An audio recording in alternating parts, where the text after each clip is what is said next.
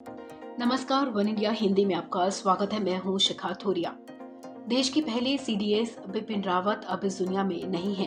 बुधवार को तमिलनाडु के कुन्नूर में हुए एक हेलीकॉप्टर क्रैश में उनकी दर्दनाक मौत हो गई। Chief of defence staff general Bipin Rawat और उनकी पत्नी मधुलिका रावत समेत 13 लोगों का निधन हो गया। बिपिन रावत अब हमारे बीच नहीं है, लेकिन उनकी यादें हमेशा लोगों के दिलों में जिंदा रहेंगी। उत्तराखंड के पहाड़ों से निकलकर भारत माता की रक्षा के लिए सेना की वर्दी पहनने वाले बिपिन रावत आजीवन एक सैनिक ही रहे। बिपिन रावत से जुड़े बहुत सारे किस्से हैं जिन्हें लोग याद कर रहे हैं। ऐसा ही एक किस्सा नेशनल डिफेंस एकेडमी में सिलेक्शन का है, जिसके बारे में उन्होंने खुद अपने एक इंटरव्यू में बताया था। बिपिन रावत ने एक इंटरव्यू में अपने एनडीए में हुए सिलेक्शन की कहानी सुनाई थी, जो बेहद ही दिलचस्प है। बिपिन रावत ने कहा था कि बात उस दौर की है जब उनका सिलेक्शन यूपीएससी के द्वारा आयोजित नेशनल डिफेंस एकेडमी यानी कि एनडीए की लिखित परीक्षा को पास किया था और उसके बाद उन्हें इंटरव्यू के लिए बुलाया गया था। उन्होंने बताया कि सिलेक्शन के लिए मैं इलाहाबाद गया था, जहां 4 से 5 दिनों की सख्त ट्रेनिंग और टेस्टिंग के बाद फाइनल इंटरव्यू होना था।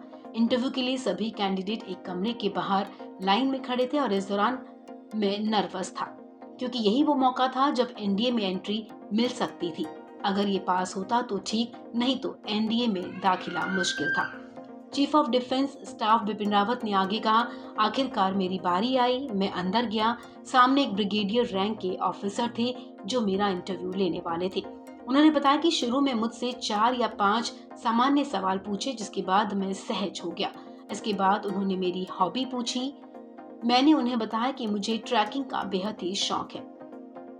इंटरव्यू लेने वाले अधिकारी ने जब उनसे पूछा कि अगर आपको ट्रैकिंग पर जाना है तो वो ट्रैकिंग 4-5 दिन की हो, तो आप एक सबसे अहम सामान का नाम बताएं जो आप अपने साथ ले जाना चाहेंगे।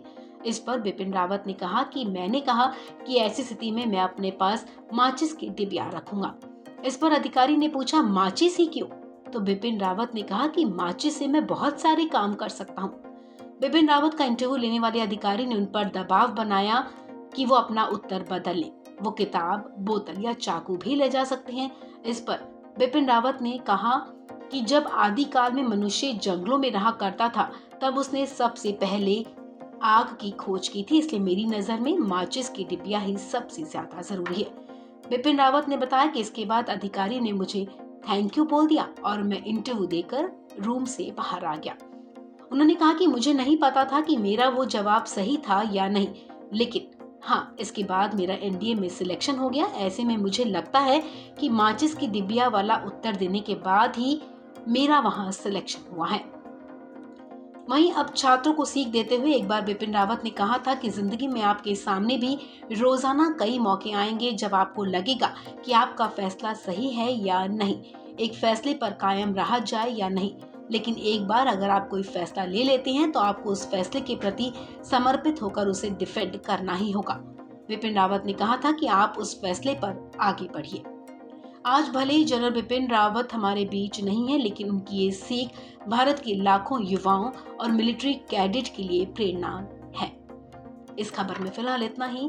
तमाम अपडेट्स के लिए आप बने रहें वन इंडिया हिंदी के साथ।